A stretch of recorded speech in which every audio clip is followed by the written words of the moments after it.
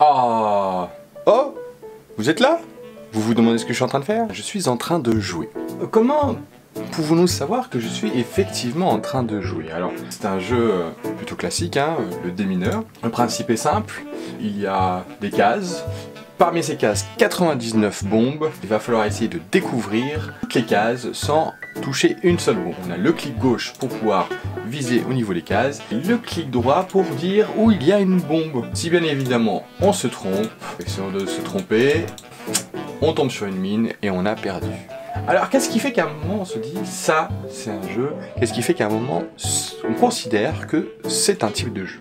Et on va prendre justement ce temps sur cette vidéo pour parler des différentes caractéristiques du jeu. Alors la première caractéristique du jeu, c'est le fait qu'un jeu est libre. C'est-à-dire qu'à aucun moment personne ne m'a imposé de jouer. C'est là même un des principes du jeu, on ne peut pas obliger quelqu'un à jouer. Sinon ça devient un devoir. Deuxième caractéristique, le jeu est séparé.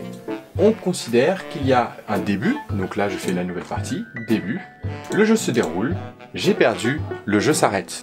Et aussi, le lieu, c'est ici, c'est sur cet endroit, à cet espace, sur ce site internet, où il y a quand même une limitation et de lieu et de temps, et ça c'est bien spécifique au jeu.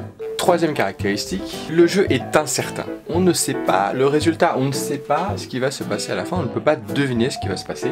Tout simplement, on ne sait pas si on va gagner ou perdre. Le résultat fait que justement on a envie de jouer, parce qu'on a envie, bien évidemment, d'obtenir un type de résultat, mais au final, peut-être qu'on n'y arrivera pas. Quatrième caractéristique, le jeu est improductif. Ça ne va pas au-delà du jeu. À partir du moment où on sort du jeu, là on considère que ce n'est plus du jeu, mais du travail. Et c'est bien la différence entre les deux. Le jeu aussi est réglé.